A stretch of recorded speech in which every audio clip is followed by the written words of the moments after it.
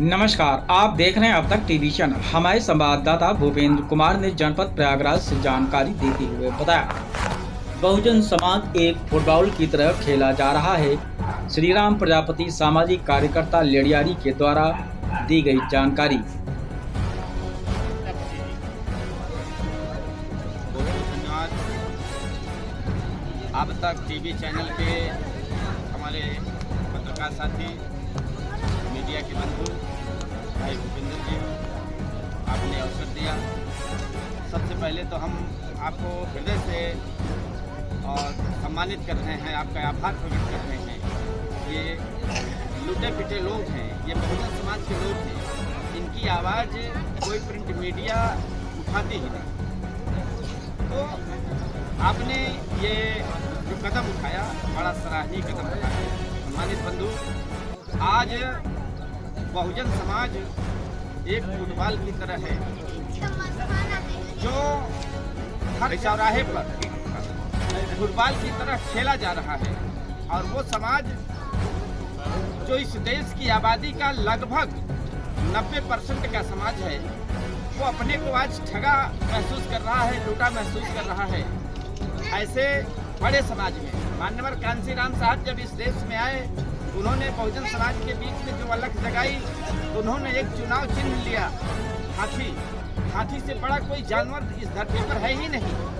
तो जिस तरह से मान्यवर कांसीराम साहब ने हाथी चुनाव चिन्ह देकर बहुजन समाज के लोगों को जगाने का काम किया था, उसी तरह से ये बहुजन समाज जो इस देश की 90% की आबादी का समाज है, आज वो शिक्षा के लिए परेशान है। उसकी नई पीढ़ी गिरती जा रही है। वो सम्मान के लिए परेशान है, हक अधिकार के लिए परेशान है। तो हम अपने महापुरुष जिन्होंने इस देश को संविधान दिया, उन निर्मात्री कमेटी का धन्यवाद करते हैं। उनके चरणों में हम नमन करते हैं कि वो भारत को संविधान देकर बहुजन समाज के लोगों को नई चेतना और नई दिशा देने का काम किया है। आज जैसा कि बाबा साहब ने कहा था कि शिक्षा वह शेरनी का दूध है, जो पिएगा और दहाड़ेगा जी। और ये शिक्षा की एक पाठशाला का जो आज यहाँ पर स्थापना की जा रही है, इस पर क्या कहना चाहते हैं? जी बंधु, हम सबसे पहले शिक्षा की ओर आपका ध्यान आकृष्ट करना चाह रहे हैं कि वर्तमान की जो सरकार है, ये बहुजन समाज के बच्चों को शिक्षा से काटने का काम कर रही है। हम इस बात को एक चुनौती के माध्यम से कहना चाह रहे हैं कि अगर ये देश एक है तो शिक्षा का स्तर जो है वो अनेक क्यों है। शिक्षा इतनी महंगी हो गई है कि गरीब का लड़का प्राइमरी स्कूल में पढ़ता है, उससे जो ऊपर थोड़ा सा मध्यम क्वालिटी का व्यक्ति है या जो समाज है, उसका बच्चा नर्सरी में पढ़ता है। उससे जो बड़ा पैसे वाला समाज है, उसका बच्चा इंग्लिश मीडियम में पढ़ता है।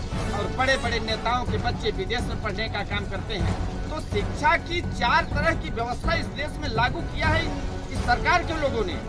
लेकिन नौकरी के लिए जो शर्त रखी गई है, परीक्षा की जो पद्धति रखी गई है, वो एक है, मेरिट बनाया जाता है। तो बंधु, बहुजन समाज का बच्चा जो प्राइमरी से पढ़कर निकला है, वो विदेश में पढ़ने वाले बच्चे का मुकाबला कहाँ कर सकता है? तो वो बच्चा आईएएस बनेगा, नेताओं के बच्चे आईएएस बनेंगे जो विदेश से शिक्षा ग्रहण करके आ रहे हैं। और ये बहुजन समाज का बच्चा, इन गरीबों के बच्चे जो प्राइमरी स्कूल से पढ़कर जा रहे हैं, वो चपरासी तक नहीं बन पाएंगे। इसलिए हम कहते हैं कि अगर ये देश एक है तो शिक्षा व्यवस्था भी एक होनी चाहिए।